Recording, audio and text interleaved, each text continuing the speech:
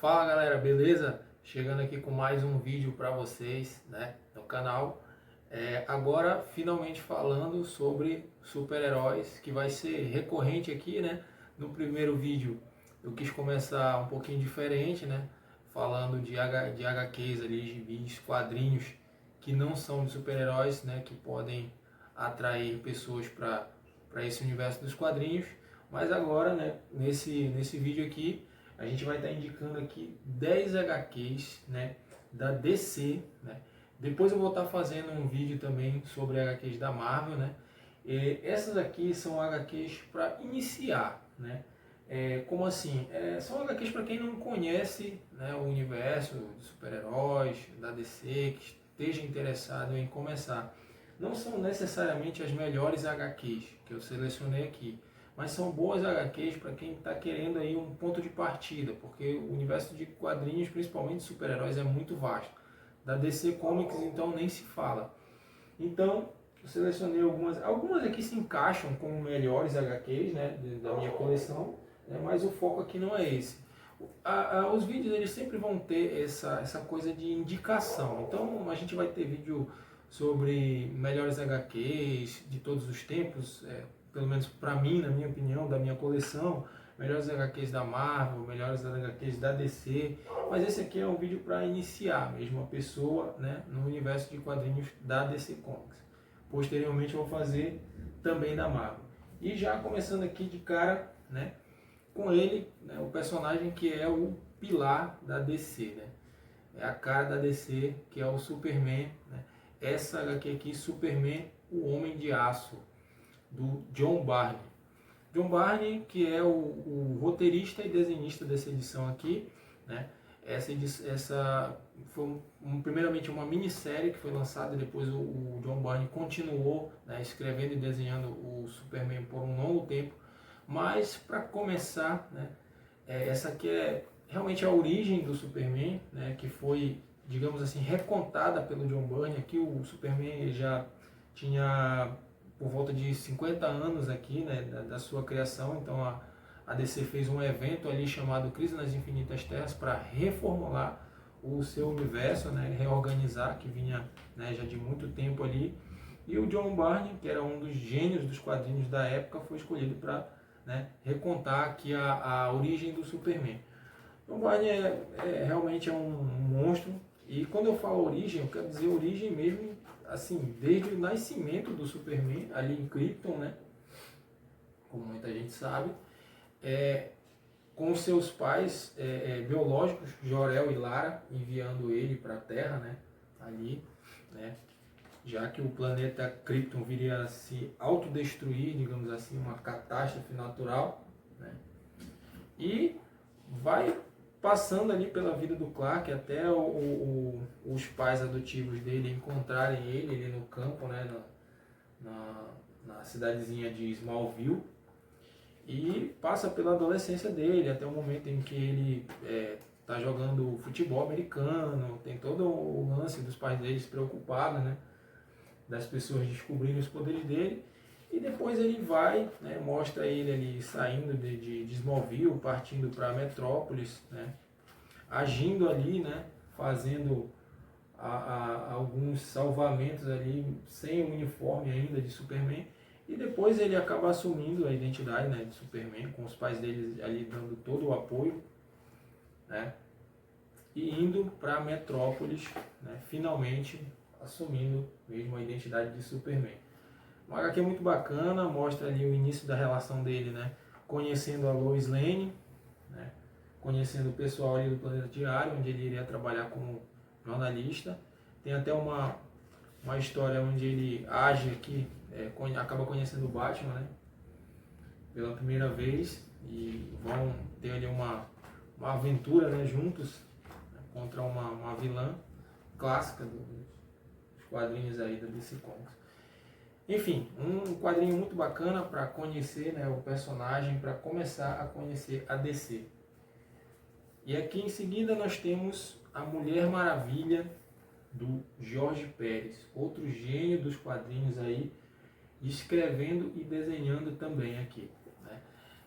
A Mulher Maravilha, né, que também, essa edição aqui, essa história, ela vem na mesma pegada ali do Superman, logo depois do evento que eu citei, né, do Crise nas Infinitas Terras, e ela passa por uma reformulação e cai nas mãos de um gênio, cara. O Jorge Pérez é um monstro dos desenhos, né, da narrativa também, né, e aqui ele acaba escrevendo, reescrevendo também a origem da Mulher Maravilha, né, toda a relação das Amazonas ali, da mãe dela, Hipólita, com os deuses, né?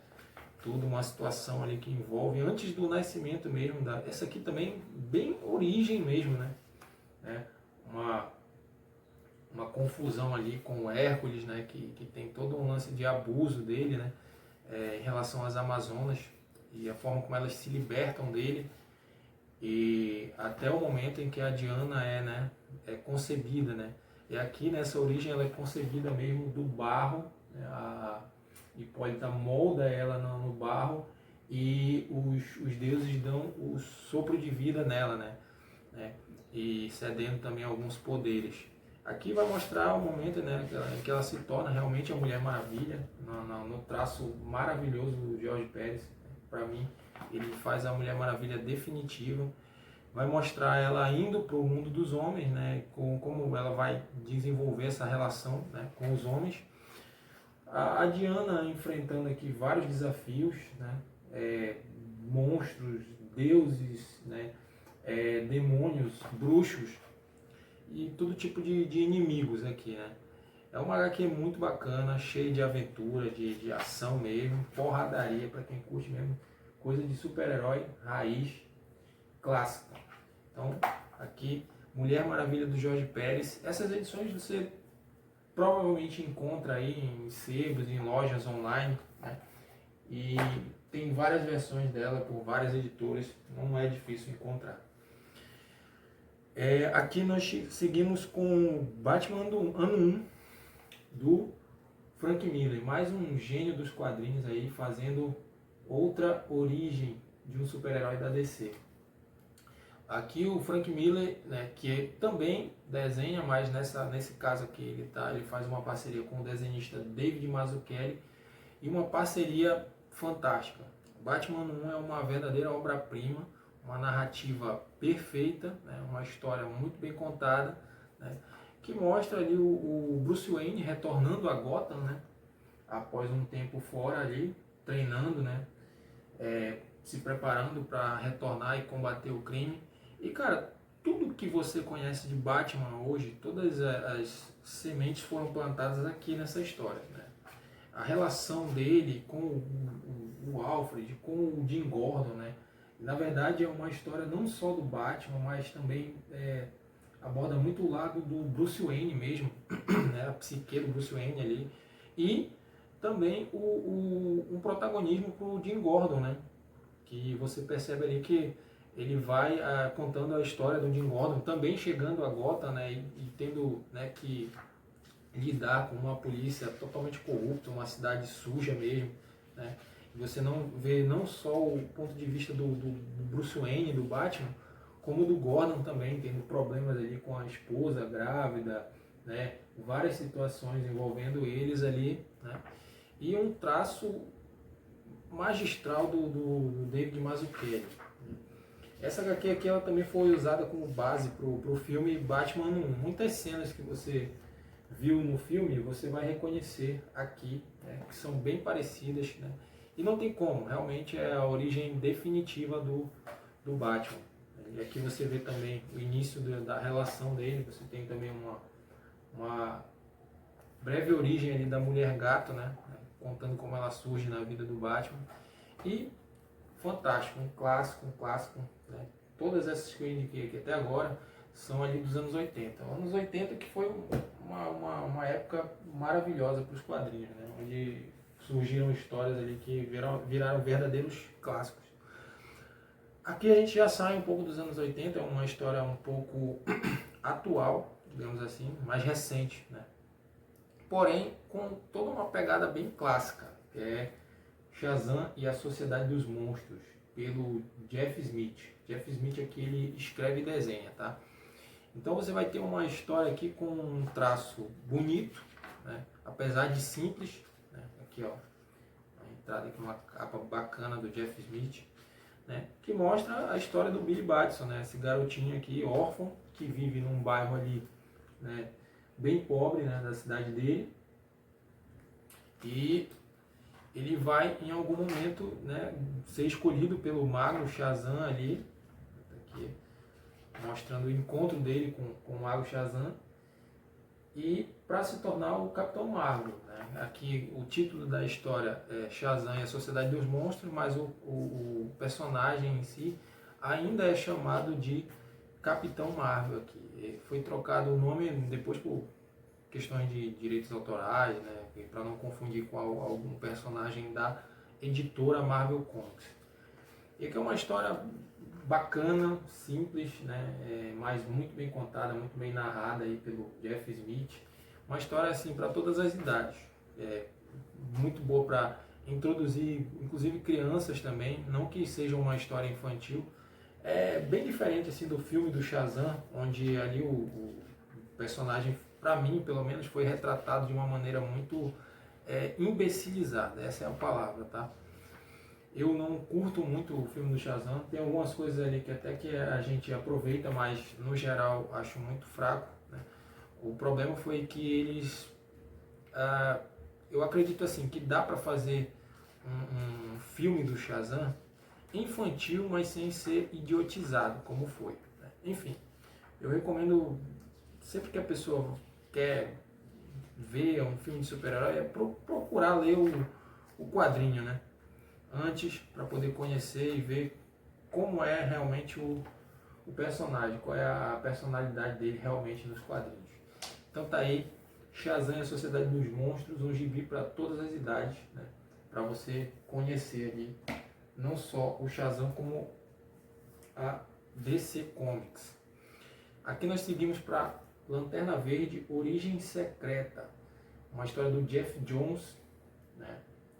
Com desenhos do Ivan Reis. Essa aqui também é um pouco mais, né, ali já para o início dos anos 2000, onde o Jeff Jones ele vai fazer também, vai recontar a origem do Lanterna Verde, segundo a visão dele, né, e mostrar ali como o Hal Jordan, piloto de testes Hal Jordan, acaba se deparando com o alienígena, né, o Lanterna Verde Abin Sur, que cai na Terra ali depois de uma situação que ele passa no espaço, cai ali à beira da morte e acaba, né, cedendo o anel de poder para o Hal Jordan, escolhendo ele como o próximo Lanterna Verde do setor 2814. E cara, o traço do Ivan Reis, como vocês estão vendo aí, é uma coisa de louco, é absurdo. O cara manda muito bem desenhando o Lanterna Verde. Para mim é o desenhista definitivo do Lanterna Verde, né? Tem passagens aqui maravilhosas, né, da história. Mostra um pouco da relação do Hal Jordan com a família dele, né? O porquê que ele tem essa personalidade dele, um tanto irresponsável, porém muito corajoso, né? E não à toa ele acaba sendo escolhido, né, para ser o Lanterna Verde ali do setor espacial. E você vê o Hal Jordan conhecendo, né, a tropa dos Lanternas Verdes, o início do treinamento dele ali com Kilowog, e depois conhecendo o Sinestro, né, que começa como um mentor dele ali, e até amigo, e depois acaba cedendo ao mal, né, se tornando um dos maiores vilões ali do Lanterna Verde. Cara, fantástico, com uma história simples, porém muito bem contada, né, e bem desenhada, né, além disso, pelo Ivan Reis. Olha só isso, cara. O cara manja muito, velho, de desenhar o Lanterna Verde. Com certeza, pra mim, o melhor desenhista do Lanterna Verde. Sensacional. Muito boa HQ, né, para conhecer o personagem. E aqui mais uma HQ de um herói verde. Arqueiro Verde ano 1. Do Andy Deagle escrevendo com o Joke fazendo os desenhos aqui.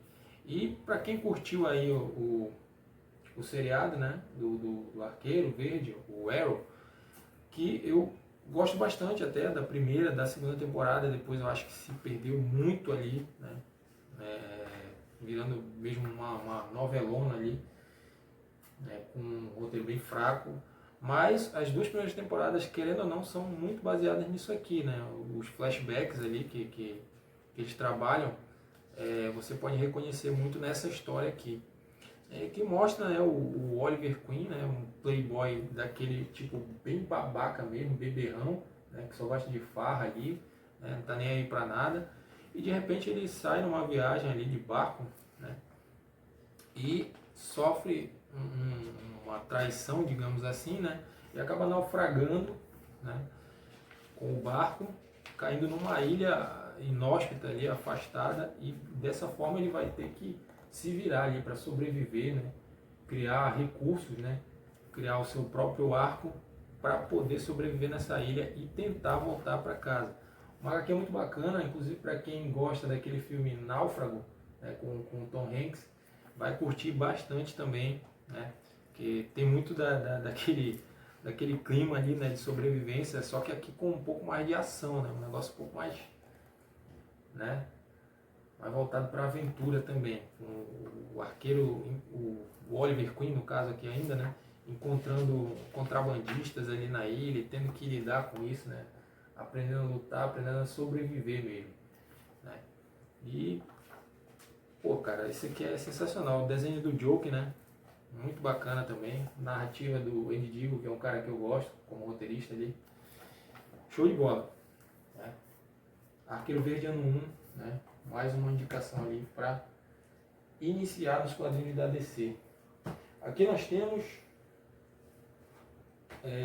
uma HQ da Liga da Justiça.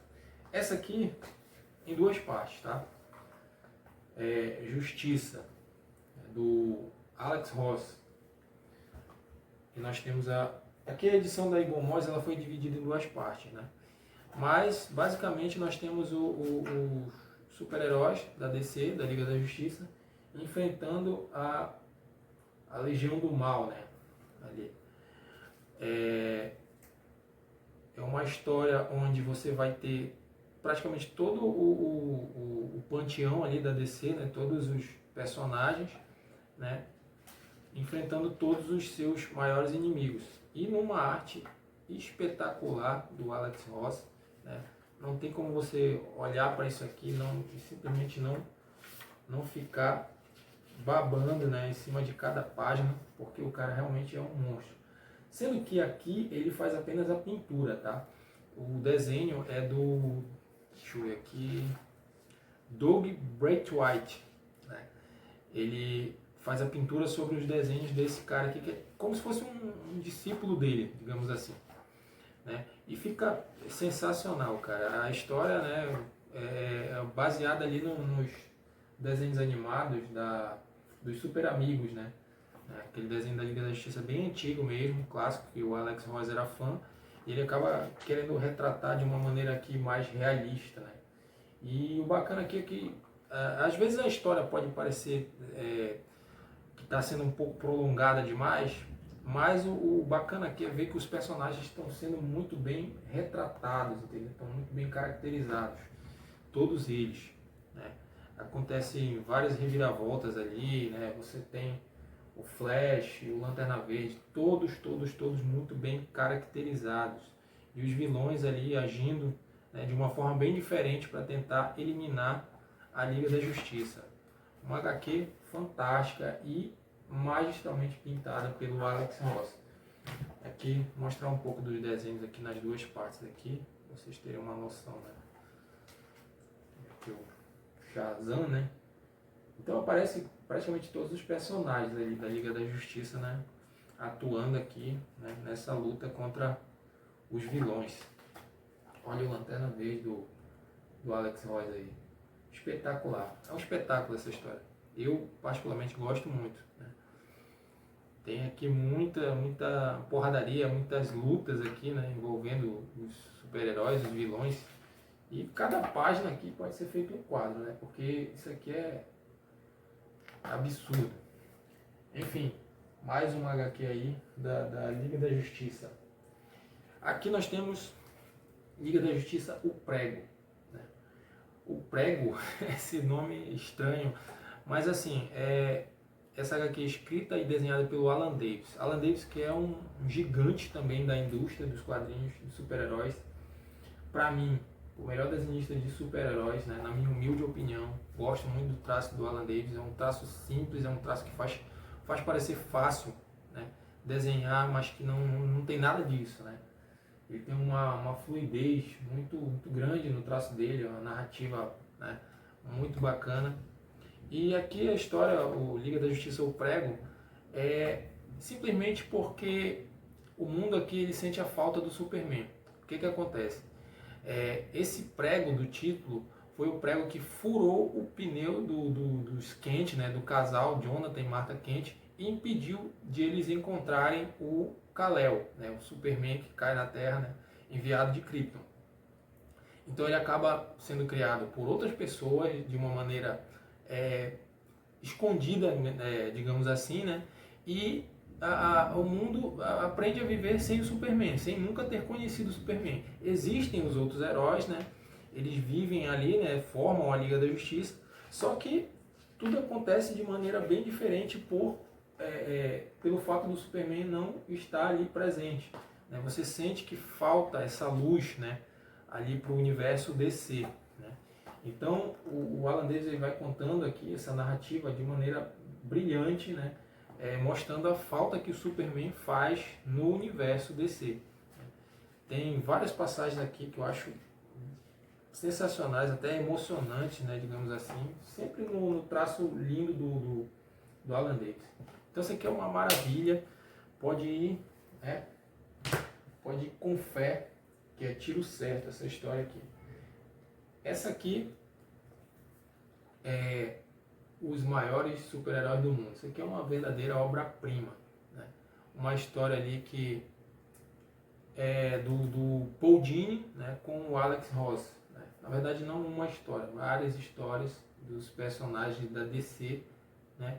Aqui eles não enfrentam nenhum tipo de vilão, assim, né? Na verdade eles estão ali, foram histórias pensadas para comemorar os aniversários dos personagens, né? Cada ano ia saindo uma comemorativa relativa ao aniversário deles.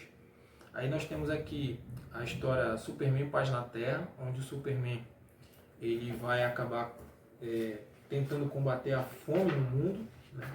Ajudando ali de algumas maneiras, vai descobrir que não é uma coisa tão simples assim, tão fácil. São histórias bonitas, né, dos personagens que não tem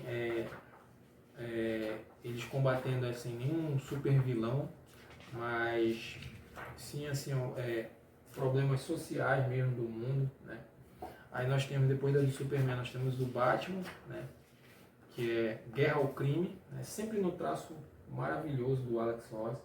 Isso é uma história assim que ela vai sendo mesmo ilustrada, né, pelo Alex Ross, né? Aí depois nós temos aqui do Batman, depois do Batman nós temos o Shazam, né? Shazam, o Poder da Esperança, onde nós temos uma história onde o Shazam vai inspirar ali algumas crianças.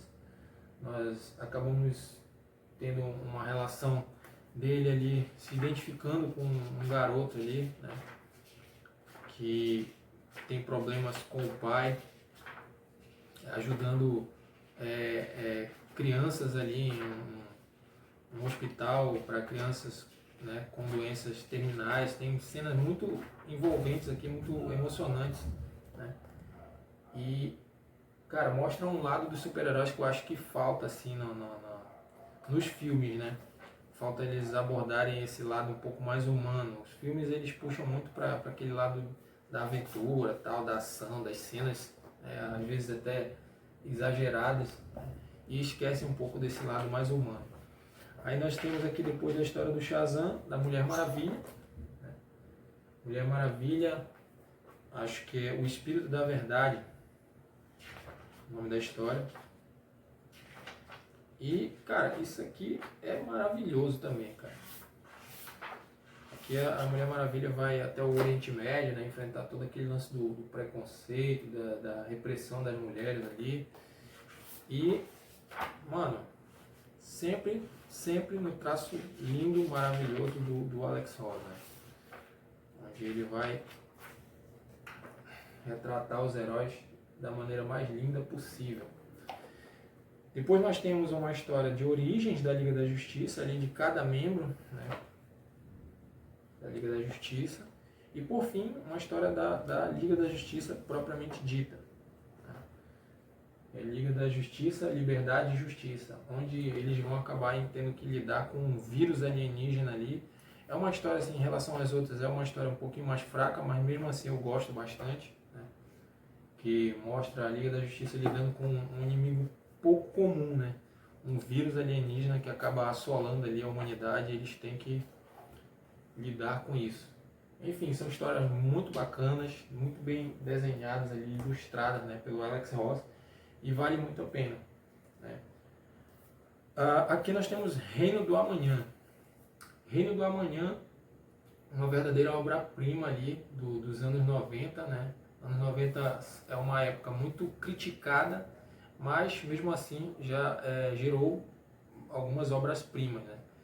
E Reino do Amanhã é uma delas, cara. Reino do Amanhã conta uma história ali no futuro do universo DC, onde os super-heróis eles se aposentaram, né? O Superman ele acaba sendo renegado ali pela humanidade, né? Que acha que o Superman já não é mais um herói para aquela época, né?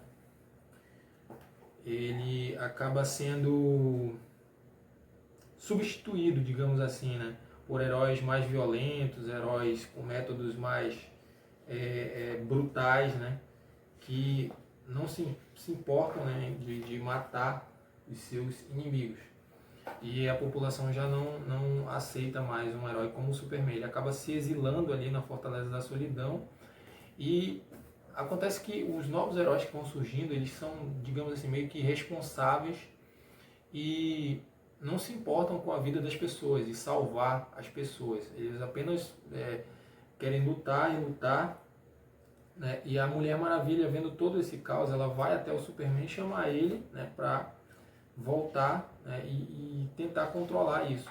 Ele no primeiro momento se recusa, mas quando ele percebe que a situação está totalmente fora de controle, ele finalmente retorna, né? Isso tudo em paralelo à história de um senhor, que é um pastor, o Norman McKay, que inclusive é inspirado no pai do Alex Ross, a aparência dele, né? O Alex Ross quis fazer uma homenagem, né? Tá aqui ele, homenagem ao pai dele, né? E o Norman McKay, ele acaba recebendo o dom de visões de um possível apocalipse que vai ser ocasionado pelos super-heróis, inclusive pelo retorno do Superman, que seria uma luz de esperança, né? Na verdade traria o apocalipse, né? E ele vai ter que, ele é escolhido ali pelo espectro, né, para acompanhar todos os eventos que vão levar, né, a esse possível apocalipse.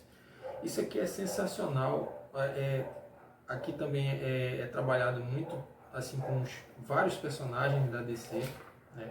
Principalmente o Superman. É uma história que ela gira em torno do Superman. Mas você vai ver o Batman ali, né? O Batman já bem velho, né? Agindo ali com uma espécie de exoesqueleto para poder se movimentar, de tão quebrado que ele está, né? Dos anos e anos de luta. Nós temos ali o Lex Luthor, né, aparecendo com digamos assim, uma espécie de legião do mal, né, uma nova legião do mal, voltando e arquitetando planos ali para tentar acabar. E cara, nós temos ilustrações maravilhosas, como sempre, do Alex Ross.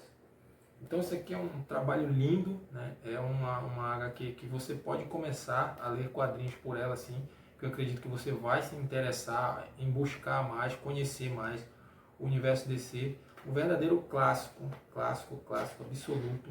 Essa edição aqui, a edição definitiva, ela vem com vários extras, né, que inclusive compõem a história, complementam, enriquecem a história principal.